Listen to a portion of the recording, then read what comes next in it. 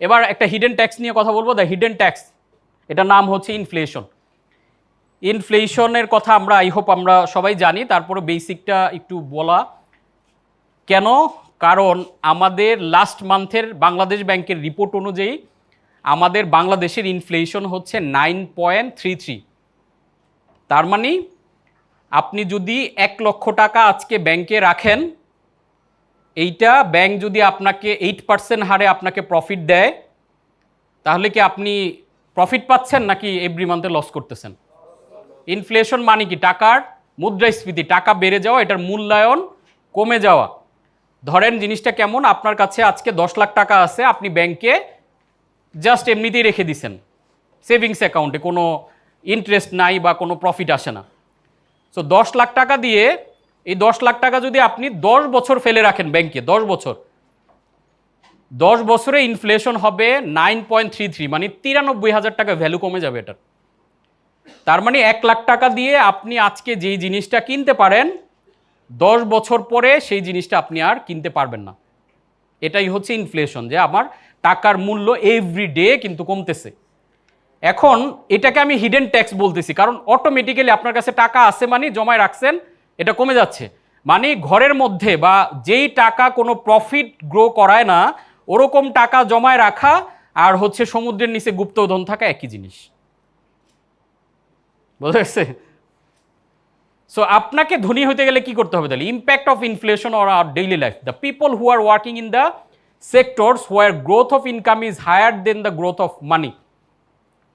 তার মানে আপনাকে ধনী হতে গেলে ইনফ্লেশনকে বিট করতে হবে, সিম্পল সূত্র, মিনিমাম। না হলে আপনি লুজ করতেছেন। কারণ আমার টাকার ভ্যালু 9.3 করে কমে, আর আমি টাকা ইউজ করে 8% বা 5% আর্ন করলে, তার মানে ব্যাংকে টাকা রাখা মানে আলটিমেটলি টাকা কি কমতেছে নাকি বাড়তেছে? দৃশ্যমান আপনি হয়তো প্রত্যেক মাসে একটা প্রফিট চোখে আসতেছে, অদৃশ্যভাবে এটার ভ্যালুটা দিন দিন কমে যাচ্ছে। আপনি এই জন্য দেখবেন যে খুঁজে দেখতে গেলে আর এই জমিটা 1 লাখ টাকা আমাকে বলছিল। এই যেমন আমার দাদার একটা স্টোরি আছে, উনি গভর্নমেন্ট অফিসার ছিলেন, তো উনি রিটায়ার্ড করে প্রায় 3-350 টাকার মতো পেয়েছিলেন একসাথে পেনশনের টাকা। তো ওই সময় আমাদের এলাকার সবচেয়ে বড় যে বাড়িটা ওইটা বিক্রি হচ্ছিল, তো ওইটার ভ্যালু ছিল 250 টাকা।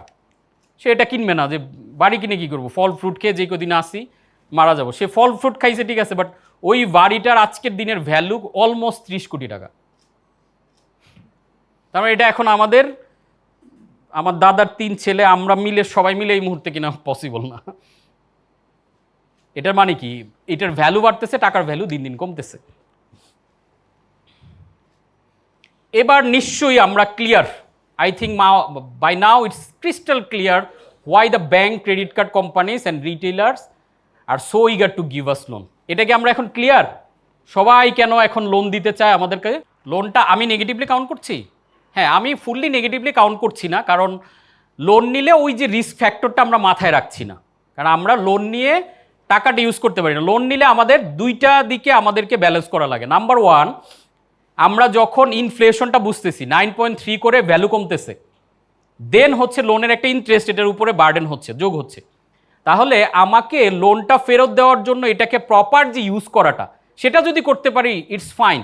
কিন্তু আমরা যখন লোন নিচ্ছি এমন কাজে যেই কাজটা থেকে আসলে কোনো গ্রোথ আসবে না, তো আলটিমেটলি কি আমি তো সিস্টেম থেকে আউট হয়ে যাচ্ছি। কারণ ওই যে স্পিড অফ সার্কুলেশন বিজনেসের, ওই স্পিডটা তো আমাকে ধরে রাখতে হবে। সো ওই চ্যালেঞ্জটা যদি আমরা নিতে পারি তাহলে ইটস ওকে। এখন লোন নিয়ে আমি কোন অর্থে করতেছি, যখন আপনি বিজনেস করছেন তাহলে আপনার স্পিড বাড়াইতে হবে। আর যখন আপনি পার্সোনাল লোন নিচ্ছেন, যে লোন নিয়ে আমি ট্যুরে গেলাম, লোন নিয়ে আমি দেখা গেছে একটা গাড়ি কিনলাম, গাড়ি ইটসেলফ এটার পিছনে, গাড়ি যদি বাণিজ্যিক কাজে না কিনি এটার পিছনে তো আরও খরচ অ্যাড হচ্ছে। লোন নিয়ে আমি বাড়ি কিনতেছি, তখন কি আমার ইনকামটা স্টেবল কিনা, ফিউচারে আমার ইনকাম বাড়বে কিনা, ওইটা যদি কনফার্ম থাকি তাহলে আজকের লোন ঠিক আছে। জি ইয়েস, আমি লোনটা নিয়ে আমি ইনফ্লেশনকে বিট করতে পারবো এবং ইন্টারেস্ট দেওয়ার পর আমি এক্সট্রা আর্ন করতে পারবো, তখন ইটস পারফেক্টলি ওকে। সো এই যে যখন এটা আমাদের ওয়াইডলি দেওয়া হচ্ছে লোন, কেন দেওয়া হচ্ছে? ওই যে কনজিউমারিজম, ব্র্যান্ড ভ্যালু। দেখেন কেন এই মনিটারি সিস্টেম আমাদের লাইফে প্রভাব। এই যে বললাম যে মার্কেটিং এত ফাস্টার হয়ে গেছে কেন, মার্কেটিং এত অ্যাগ্রেসিভ হয়ে গেছে কেন, ব্র্যান্ডিংটা কেন ডেভেলপ হয়েছে? কারণ প্রত্যেকটা বিজনেস এখন কোনো না কোনোভাবে ব্যাংক লোনের মধ্য দিয়ে চলে। যখন ব্যাংক লোনের মধ্য দিয়ে চলে, খেয়াল করেন মিউজিক্যাল চেয়ারের গেমের ব্যাপারটা, সবাই তখন সেরা স্পিডে আসলে চেয়ারে বসতে চাই না?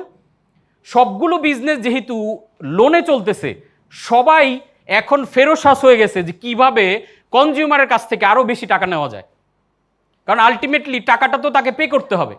তো ওই লোনের প্রেশারকে বিট করার জন্য প্রত্যেকে এখন নতুন নতুন ফর্মুলা, যে ঠিক আছে এখন আর এমন প্রোডাক্ট বানানো যাবে না যেই প্রোডাক্ট 10 বছর ধরে লাস্টিং করে।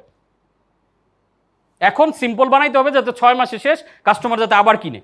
আপনি খেয়াল করে দেখেন ব্র্যান্ডিংটা কোথায় ওয়ার্ক করতেছে, এই জায়গাতে, জাস্ট বিকজ অফ স্পিড বাড়ানো। কেন? আপনি আইফোন 14 কেনার পরে 14 এই যে 15 সেপ্টেম্বরে বেরোবে, এই দুইটার ডিফারেন্সটা কি থাকবে বলেন? সিম্পল একটা ডিফারেন্স দিয়ে আপনার মাথায় ব্র্যান্ড ঢুকাই দিছে, আপনি কিনতেছেন। তো যত আপনাকে দিয়ে রিপিট কিনে দিতে পারবে, ও তত বেশি আর্ন করবে এবং তত দ্রুত ওর লোন, ইনফ্লেশন এগুলোকে বিট করে ও একটা ভালো জায়গাতে যেতে পারবে। ক্লিয়ার?